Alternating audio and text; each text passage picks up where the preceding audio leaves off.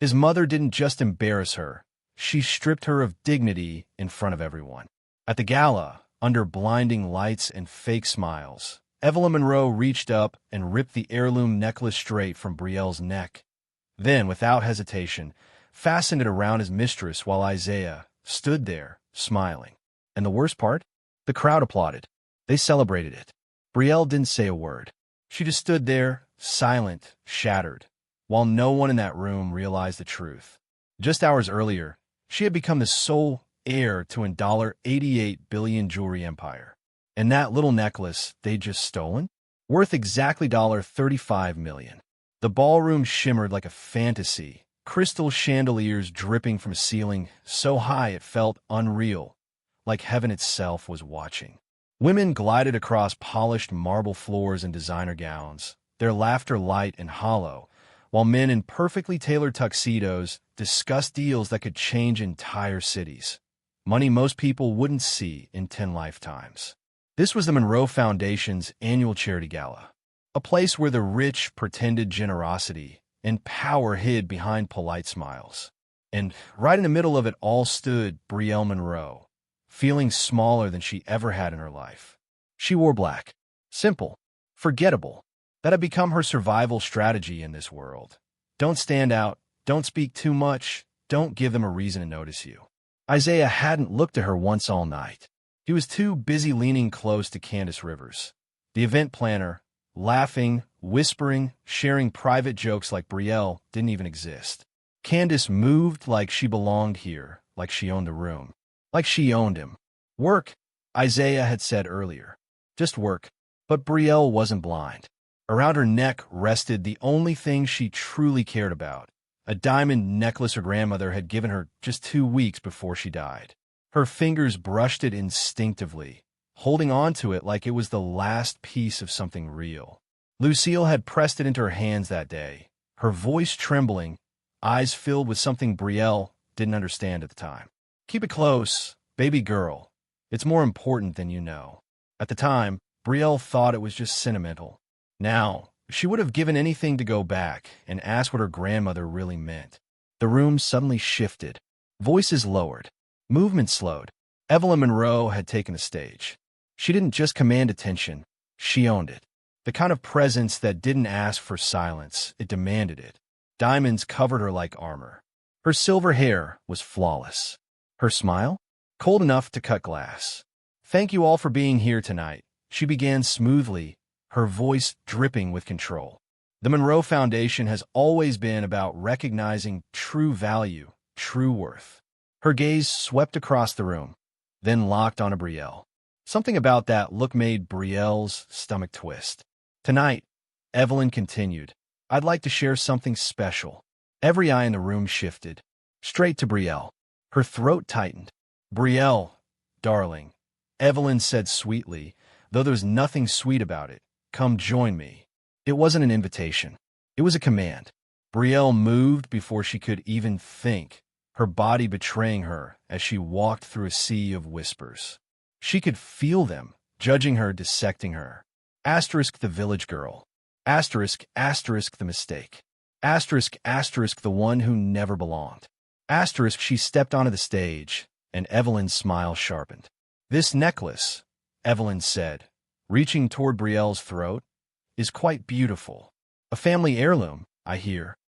Brielle's heart began to pound. But heirlooms, Evelyn continued softly, should be worn by someone who understands their value, someone who belongs in this world. And before Brielle could react, the clasp snapped open. The necklace slipped away from her skin. Just like that, like it had never been hers, like she had never belonged. Brielle froze, completely. Her body refused to move, her voice trapped somewhere deep inside her chest. Candace, sweetheart, Evelyn called. Candace stepped forward like she'd been waiting for this moment her entire life. Her red dress clung perfectly, her smile glowing with quiet triumph. And then Isaiah walked up beside them, not hesitant, not conflicted, comfortable, like this was normal, like this was right. Evelyn carefully placed the necklace around Candace's neck, fastening it with deliberate precision. There, she said. Now it's where it belongs. Applause exploded through the room. Loud, enthusiastic, disgusting. Phones came out. Cameras flashed. People were already posting, already turning Brielle's humiliation into entertainment. She stood there, burning from the inside out, drowning in a silence that felt heavier than screams.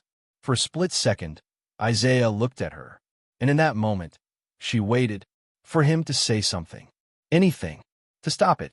To choose her. Instead, he turned to his mother and said clearly, his voice echoing through the microphone, "Thank you, Mom, for always making the right choices." That was it. That was the moment something inside Brielle broke. Not loudly, not dramatically, just a quiet, final crack, like ice giving way beneath someone who didn't realize they were already drowning. She turned, walked off the stage. No scene, no tears, just whatever dignity she could still carry. Behind her, the whispers started again, louder this time. Her phone vibrated in her clutch. Again, the same message that had been haunting her all week. Sterling Estate Lawyers. Urgent. Immediate attention required. She stared at the screen for a second, then locked it. Not tonight. She couldn't handle anything else tonight. She walked out of the gala the same way she walked in, invisible. But now, completely broken. That night, she sat alone in the dark, the silence of the mansion pressing in on her from every corner. Isaiah didn't come home. She hadn't expected him to. Nothing in that house felt like hers anyway. Not the walls, not the furniture, not the life she had been promised. And for the first time in a long time, her mind drifted back. Back to where it all started. A small village. Dirt roads. Simple homes. Real people. Her grandmother, Lucille, raising her with nothing, but somehow giving her everything that mattered. She could still see her hands, worn, steady, guiding fabric through an old sewing machine, turning scraps into something beautiful. Real worth ain't in what you wear, Lucille used to say. It's in how you carry yourself, how you treat people when nobody's watching. Brielle swallowed hard. Lucille had always worn one thing, a plain silver bracelet. Cheap, simple, worth almost nothing, but she treated it like it meant everything. "This reminds me of who I am," she once said softly, "where I come from, and what I'll never let this world take from me." Brielle didn't understand it back then. Now, she was starting to. She met Isaiah 5 years ago, when he came to her village with big plans and even bigger promises. He had seemed different, kind, interested, real, or maybe she had just wanted to believe he was. He offered her a future, a better life, but what he never told her was the price she'd have to pay for it. And what no one told her was that she had just walked away from that gala not as a discarded wife, but as the most powerful woman in that entire room. They just didn't know it yet, that we'll build something beautiful together. That's what he had promised. And like a fool, she believed him. They got married fast, too fast for something that was supposed to last forever. It didn't take long for the cracks to show. His family never hid their disgust. From the very first day, Evelyn made sure Brielle understood her place. Or rather, her lack of one. Asterisk the village girl. Asterisk, she said it like an insult. Like Brielle was something that had been dragged in from the dirt and needed to be cleaned or removed. 2 weeks ago, Lucille died. Quietly. Peacefully. The same way she had lived her entire life. Never asking for attention. Never making noise. Brielle stood alone at the funeral. No husband. No support. No one. Isaiah didn't come. Work, he said. Always work. Too important to pause his life for an old woman who had given Brielle everything. After the burial, Lucille's lawyer approached her. No long speech. No condolences that meant anything. Just an old wooden box, locked, and a sealed envelope. Her name was written on it in shaky handwriting. Brielle opened it with trembling hands. Inside, a letter. Simple, direct, and deeply unsettling. Asterisk, open the box on your 28th birthday. Asterisk, asterisk, trust no one until then. Asterisk, asterisk, not even your husband. Asterisk, asterisk, especially not your husband. Asterisk, that last line had stayed with her. It didn't make sense. Not then. But now, it echoed louder than ever. The box had been sitting on her dresser ever since. Silent. Waiting. Her 28th birthday was tomorrow. Just one more day.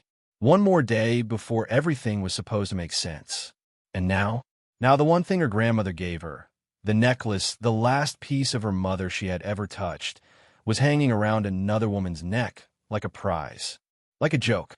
She remembered the hospital room. The way Lucille's hand shook as she took the necklace off her own neck and placed it into Brielle's palms. "This belonged to your mother," she whispered. "I kept it safe all these years." Her voice broke. "Now it's yours. Keep it close, baby girl. You'll understand soon." But Brielle didn't understand. Not then, and definitely not now. All she knew was that something sacred had been stolen from her, and the world had clapped while it happened. That night, she cried. Not loud, not dramatic, just deep, silent sobs that shook her body until she had nothing left. No one came. No one heard. She was alone in that massive house, just like she had been on that stage. The next morning was worse. Her phone lit up like a crime scene. Notifications, mentions, messages. Curiosity got the better of her. She turned it on. Big mistake. Social media was already tearing her apart. Photos from the gala flooded every platform. Her standing there, frozen, humiliated, while Evelyn removed the necklace like she was correcting a mistake. The captions? Cruel. Asterisk gold digger loses gold. Asterisk asterisk she never deserved the Monroe name. Asterisk asterisk Isaiah deserves better than that village girl. Asterisk each post felt like another blade sliding in. And then it got worse. The group chat. She didn't even know she'd been added. Monroe family. Whether it was an accident or intentional cruelty, she would never know. But the messages were there. Clear. Unfiltered. Brutal. Evelyn started it. Asterisk time to end this charade. She's embarrassing our entire family. Asterisk replies came fast. Asterisk about time. She's been dead weight from day one. Asterisk asterisk I heard she's asking for money. The audacity. Asterisk and then Isaiah. Her hand started shaking as she read his message. Asterisk I'm handling it. Divorce papers next week. She signed a prenup. She'll get nothing. Asterisk Evelyn responded immediately. Asterisk good. Send her back to whatever village she crawled out of. Asterisk Brielle slowly set the phone down. Carefully, like it might explode in her hands. But something strange happened. The shaking stopped. The tears didn't come. There was just nothing. No pain. No anger. Just a hollow emptiness. Like everything inside her had been scooped out and discarded. Later that afternoon, while doing laundry, the truth found her again. Receipts. They slipped out of Isaiah's jacket pocket. For hotels. Different names. Different dates. All over the past 2 months. All on nights he claimed he was working late. She stared at them for a long time, then walked straight to his office. No hesitation. No fear. He was on a call. Calm. Collected. Successful. Like always. She waited. When he hung up, she placed the receipts on his desk. Didn't say a word. Isaiah glanced at them, then at her, and shrugged. You going to lecture me? He asked casually. Tell me I'm wrong? Brielle's voice was quiet. I just want to understand, why marry me if you never wanted me? I did want you, he said. For a split second, something flickered in his eyes. Regret? Maybe, but it vanished just as quickly. Back then, you were different. Easy. Simple. But this world, asterisk my asterisk world, you don't fit. You never did. I tried. Not hard enough. He stood, walked to the window like this was just another business conversation. Candace understands my world. She knows how to talk, how to move. With you, I'm constantly explaining, constantly apologizing. It's exhausting. That word hit harder than anything else. Exhausting. Like loving her had been a burden. So what now? Brielle asked, her voice steady despite everything. Now we end this before it gets messy. He turned, expression cold. Detached. Professional. My lawyer will send the papers. You signed a prenup, so it's simple. A pause. You came into this marriage with nothing, Brielle. Another pause. You'll leave with nothing. Silence filled the room. Then she said it. The necklace, your mother took it. Isaiah actually laughed. That old thing? Probably worth a few thousand at best. Considerate payment for putting up with you. That was it. That was the moment something shifted. Not broke, asterisk shifted star. I loved you, she whispered. I know, he replied. And somehow, that hurt more than anything else. I'm sorry it wasn't enough. Then he walked out, just like that, left her standing there like she had never mattered. That afternoon, something else happened. Something that would change everything. She heard laughter echoing through the house. Not subtle, not hidden, loud, comfortable. She followed it, step by step, until she reached the dining room. The door was slightly open, and inside, they were celebrating. Evelyn at the head of the table, Isaiah beside her, Candace sitting in Brielle's seat, wearing the necklace, like a crown, like she had earned it. Other family members filled the room, laughing, eating, drinking like nothing had happened, like Brielle didn't exist. Did you see her face? Candace said, laughing. She looked completely lost. I almost felt bad. Don't, Evelyn replied coldly. She married above her station. This was inevitable. The prenup is airtight, Isaiah added. She'll be gone by the end of the month. 50,000 to disappear quietly. 50,000? Someone whistled. That's generous. I'm feeling charitable, Isaiah smirked. More laughter. Brielle stepped back, quietly, unseen, unwanted. But an hour later, her phone buzzed. Unknown number. A video. She opened it and froze. Someone had recorded everything. Every word, every laugh, every betrayal. She watched it alone in her room, watched them destroy her, watched Candace casually touch Isaiah's hand across the table, while wearing her mother's necklace. When the video ended, Brielle stood in front of the mirror, and for the first time in years, she really looked at herself. Not the version they wanted, not the version she tried to become, the real her. And what she saw was a stranger. Hollow eyes, defeated posture, a woman who had forgotten who she was because she had spent too long trying to become someone else. But deep down, something was waking up, something they never expected. And by tomorrow, everything was going to change. She thought about Lucille, about those worn, steady hands that had built a life out of almost nothing and never once begged the world for approval. Baby girl, you don't need them. Her grandmother's voice echoed in her mind. You never did. That thought stayed with her, because for the first time, she was starting to believe it. The next day passed like a blur. Brielle moved through the house like a ghost. Unseen, untouched, unwanted. Isaiah didn't even try to speak to her. The staff avoided eye contact, their pity louder than words. Her phone wouldn't stop buzzing. Emails, calls, notifications. Those same lawyers, still trying to reach her. But she ignored them. Because tomorrow, everything would change. Tomorrow was her birthday. Tomorrow, she would finally open Lucille's box. And maybe, just maybe, understand what all of this was leading to. But tonight, she was barely holding herself together. Still, something about one email caught her attention. The subject line froze her fingers mid-air. Sterling Jewelry Dynasty, Inheritance. Immediate action required. Sterling. Her breath caught. That was Lucille's maiden name. Before the village. Before the quiet life. Before everything. But that didn't make sense. Lucille was just a seamstress, wasn't she? Heart pounding, Brielle opened the email. At first, the words didn't register. They blurred, slipped past her like a language she didn't understand. But slowly, painfully, the truth forced its way in. Lucille Sterling wasn't just a Sterling.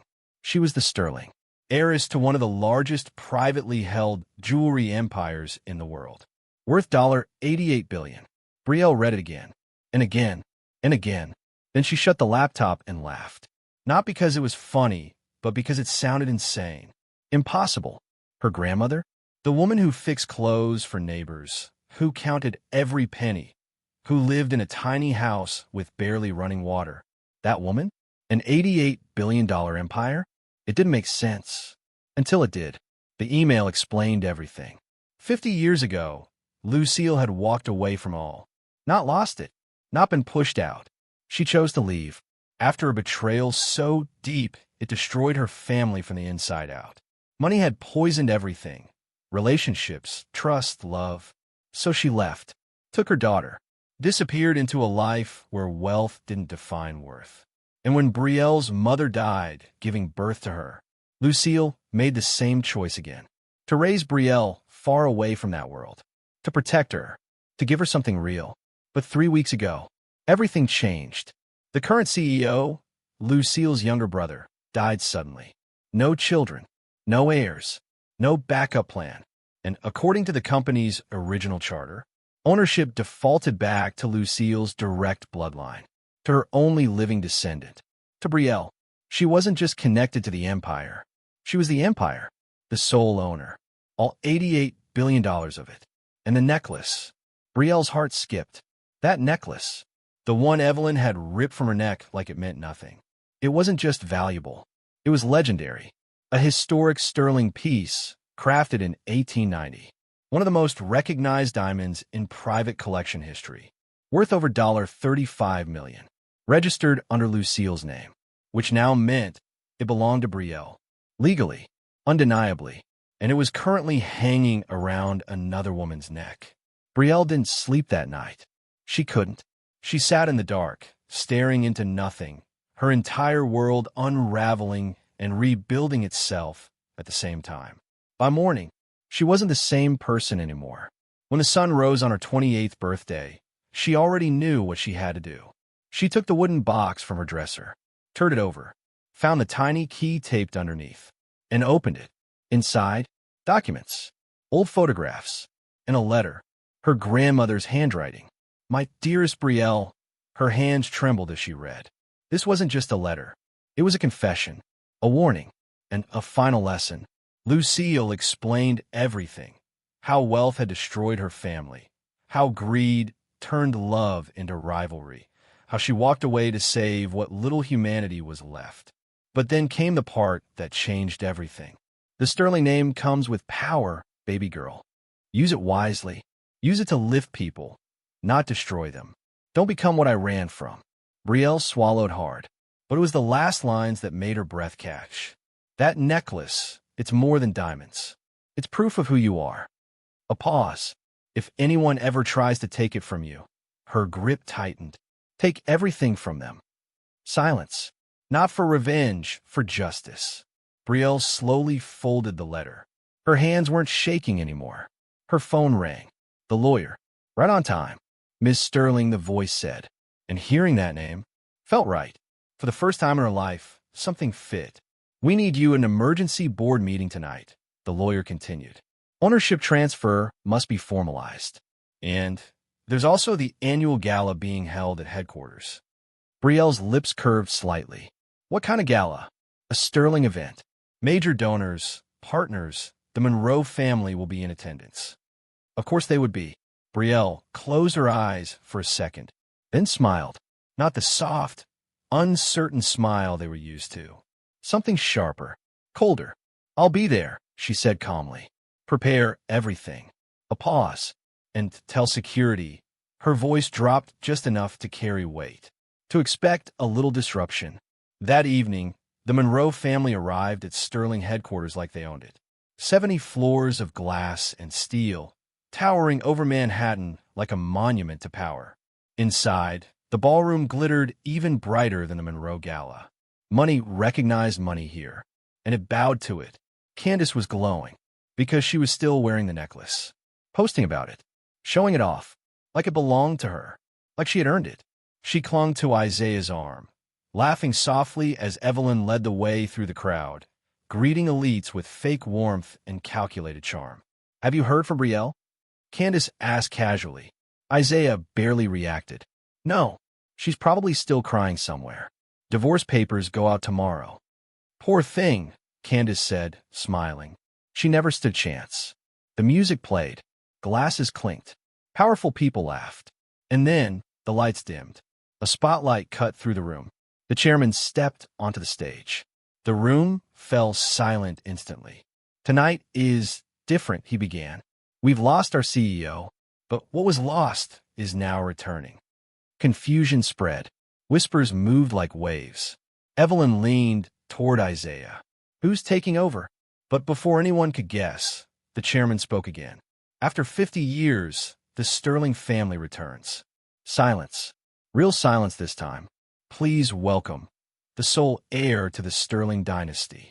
The doors opened, and everything changed. Brielle stepped in. But she wasn't the same woman they had broken. Not even close. Her presence alone shifted the room. She didn't demand attention. It followed her. A black gown flowed around her like shadow, elegant and effortless.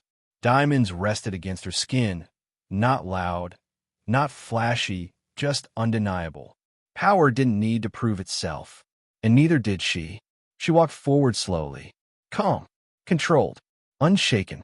Her eyes scanned the room and landed exactly where they needed to. Isaiah, Evelyn, Candace, still wearing the necklace, still smiling, still completely unaware that they had just walked straight into the biggest mistake of their lives, their faces drained of color. Not pale, asterisk empty star. Like everything they thought they knew had just been ripped out from under them. Brielle Sterling, the chairman announced as she stepped onto the stage. Welcome home. That name echoed through the room. Sterling, not Monroe. Never Monroe. Brielle took the microphone, her hands steady, her posture unshakable. When she spoke, her voice wasn't loud, but it didn't need to be. It carried. Good evening, she said calmly. Most of you know me as Brielle Monroe. A pause, just long enough to let that name settle and die. That name instonite. A ripple went through the crowd.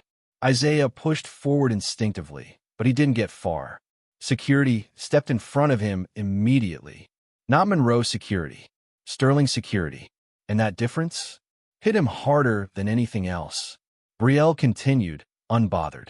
My grandmother, Lucille Sterling, walked away from this empire 50 years ago because she believed there were things more valuable than money.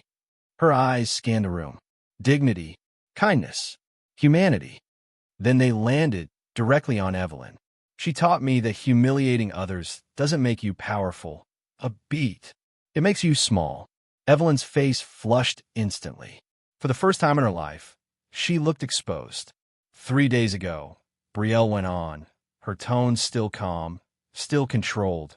I attended a gala where I was publicly humiliated. The room went still. Someone removed a necklace from my neck and placed it on another woman while people applauded. No anger, no bitterness, just truth. They believed they were taking something insignificant from someone insignificant. A quiet nod to security. Movement. Candace froze, then slowly started backing away. Too late. Security reached her within seconds. That necklace, Brielle said, her voice sharpening just slightly, is a Sterling heirloom. Created in 1890. Valued at $35 million. Gasps. Actual gasps this time. And it was stolen from me. Candace's hands trembled as security held them out expectantly. She had no choice. Piece by piece, dignity by dignity. She unclasped the necklace and handed it over, the same way it had been taken. Except this time, there was no applause. Only silence. The necklace was returned to Brielle, where it belonged. I could press charges, Brielle said, holding it up, letting the diamonds catch the light. Theft of property worth over $35 million carries serious consequences. Her eyes shifted. Evelyn, Isaiah, federal charges, prison time. For a moment, no one breathed. Then Brielle lowered the necklace slightly. But I won't. Confusion. Shock. Relief. Too soon. Because you've already done more damage to yourselves than I ever could. Her gaze swept the room. They've all seen who you are. A pause. And trust me, they remember. Then she turned to Isaiah. He looked like he might collapse. You said I came into this marriage with nothing. Her voice softened, but it cut deeper. You were wrong. A step forward. I came from everything. Another step. I just didn't know it yet. She gestured around them. The building. The empire. The power. This is mine. Silence. All of it. A breath. Every dollar of those $88 billion. Isaiah shook his head, stepping forward desperately. Brielle, wait? No. She didn't raise her voice. She didn't need to. You had me waiting for years. A pause. You made me feel small, invisible, unworthy of basic respect. Her eyes locked onto his. Now it's your turn. Silence crushed the space between them. You get to stand there and think about what you threw away. Then she turned, slowly, to Candace. Still shaking. Still crying. You wanted this so badly. She lifted the necklace slightly. Tell me, was it worth it? Candace broke. I didn't know. I swear I didn't know. You didn't care, Brielle corrected gently. And somehow, that was harsher than yelling. There's a difference. Candace collapsed into tears, but Brielle had already moved on. She turned to the chairman. Remove them, she said calmly. From the building and from our donor registry. A pause. The Monroe Foundation is no longer affiliated with Sterling Jewelry. Gasps again. Real consequences now. Brielle, please. Evelyn finally found her voice. But it was too late. No, Brielle said, almost softly. We're past talking. Her expression wasn't cruel. It was final. You had every opportunity to be kind. You chose cruelty. A small pause. So now, you live with it. She turned back to the audience. All those powerful people. Watching, judging, learning. My grandmother taught me that money doesn't make you better than anyone else. Her voice warmed slightly. It just gives you more responsibility to do better. A faint smile. Real this time. I intend to honor that. She lifted her chin. This company will remain a family business. A beat, but it will be built on integrity, compassion, and respect. Her eyes softened, but her presence didn't. Because every person, no matter who they are, deserves dignity. The room erupted. Not polite applause. Not fake admiration. Real respect. The kind you can't buy. Security escorted Isaiah, Evelyn, and Candace out. Slowly. Publicly. And this time, no one clapped for them. As he passed her, Isaiah made one last attempt. We can fix this, he said desperately. The prenup. We'll tear it up. We'll start over. Brielle looked at him for a long moment. Not angry. Not bitter. Just clear. You know what the saddest part is? A pause. I would have loved you with nothing. His breath caught. I would have stayed in that village, lived a simple life, and been happy just waking up next to you. Her voice didn't shake. But you needed me to become someone else. A quiet breath. And I was never meant for your world. A final look. Not the one without a heart. She reached up and touched his cheek gently. A goodbye that almost looked like love. I forgive you. He froze. Not because you deserve it, a soft exhale, but because I deserve peace. And then, it doesn't change who you showed me you are. Security led him away. This time, he didn't fight. He just looked back once. And the regret? It was real, but it didn't matter anymore. Because it was too late. What happened next was inevitable. Isaiah's empire didn't fall slowly. It collapsed. Fast. Like a house built on borrowed power. His real estate company had been running on sterling-backed funding. Funding Brielle immediately cut off. Investors panicked. Pulled out.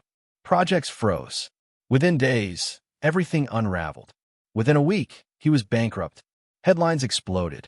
Asterisk, the man who humiliated a billionaire heiress. Asterisk, asterisk, Isaiah Monroe's fall from grace. Asterisk, he called her. 17 times. She never answered. Changed her number. Closed that chapter. For good.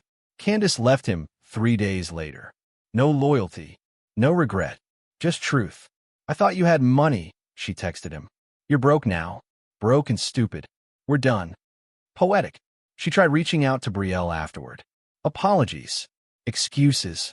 Blame shifting. Brielle sent one message back. You wanted the necklace. I hope 3 days was worth everything. Then blocked her. Candace's career collapsed just as quickly. No clients. No trust. No future. Last anyone heard, she was back where she started. With nothing. Evelyn's fall? Slower, but far more brutal. Because hers was built on reputation. And reputation doesn't survive exposure. Her social circle turned on her. Invitations disappeared. Boards removed her. Doors closed. Everywhere. The final blow? Her own husband filed for separation. Humiliation wasn't something men like him tolerated. Not publicly. Not ever. Evelyn tried to recover. Public apologies. Carefully worded statements. Damage control. Brielle responded once. A single press release. I forgive Evelyn Monroe. Forgiveness is for my peace, not her redemption. But forgiveness does not mean access. And it does not mean I forget. It went viral. People dissected every word. turn it into quotes. Lessons. Power. Brielle became something else entirely. Not just powerful, respected. The Monroe Foundation collapsed. Without sterling backing, donors walked away. No one wanted to be tied to a name that had fallen so far. 6 months later, Isaiah was back in his childhood home. With Evelyn. No money, no power, just bitterness and silence. Exactly what they had given her. Only now, they had to live in it. Brielle didn't need revenge.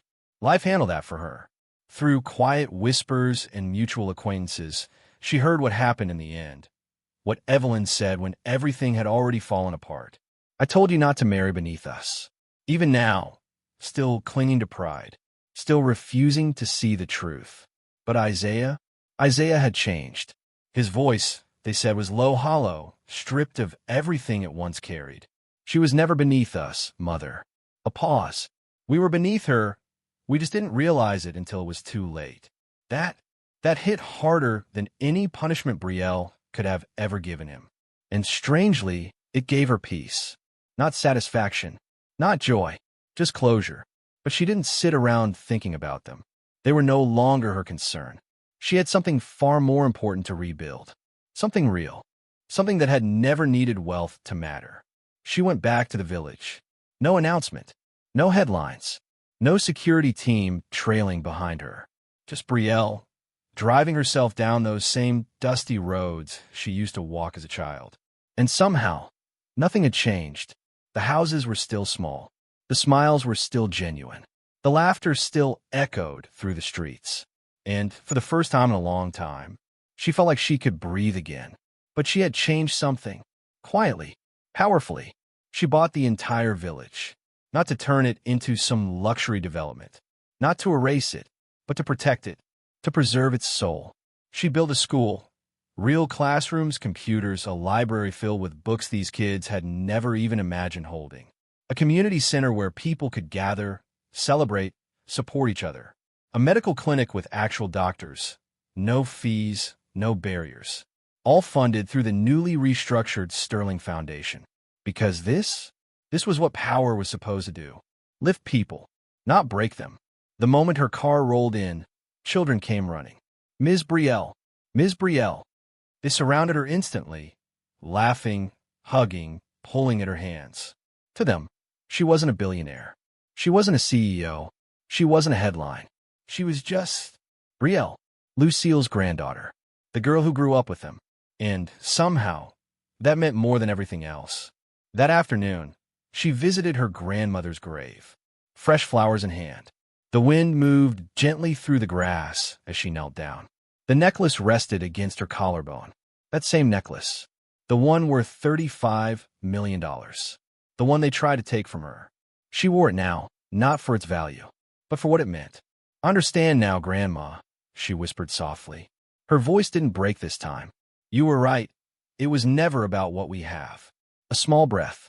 It's about what we give, how we treat people, how we rise without pushing others down. Her fingers moved to her wrist. That simple silver bracelet. Worn, plain, almost forgotten by the world, but never by her. I'm keeping this one close too, she said quietly. So I never forget who I am. And she didn't. Not in business. Not in life. She ran Sterling Jewelry differently. Fair wages. Respect. Opportunities for people who came from nothing, just like she did. People called her the people's CEO, a billionaire who actually cared. And for once, that wasn't just a title. It was truth. She never remarried. Not because she couldn't, but because she didn't need to. She was already whole, already complete. Men came around, of course. Powerful men, ambitious men, men who saw her as an opportunity. But she saw them for what they were, and walked away. Instead, she built something better. She mentored young women, gave them chances she never had, taught them one thing above all else. Your worth has nothing to do with where you start. She spoke in places people like her never go. Schools, small communities, rooms that didn't care about status, but cared about truth. And when people asked her about Isaiah, about Evelyn, about everything that happened, she always gave the same answer. I don't carry hate. A soft smile. It's too heavy. And then she'd move on. because they were no longer part of her story, just a chapter, one she had already closed. On her 29th birthday, she sat in her grandmother's old house. She had restored it, but never changed it. No luxury upgrades, no unnecessary transformation. Because this was her foundation. She picked up a pen that night and began writing. A letter, not for herself, for the future, for the next generation of Sterlings. Children who didn't exist yet, but would one day inherit everything she was building. Never let anyone make you feel small, she wrote carefully. Your worth existed before the money, before the power, before the name. A pause, and it will exist long after. She continued, money gives you a platform, but what you do with it, that's what defines you. She folded the letter, placed it in a wooden box, just like the one Lucille had left her. A legacy, a lesson, a warning, and a promise. She stepped out onto the porch as the sun began to set. The sky turned gold. Children still played in the distance. Neighbors waved. The smell of food drifted through the air. Simple, real, enough. And in that moment, she understood something most people never do. This feeling was worth more than $88 billion.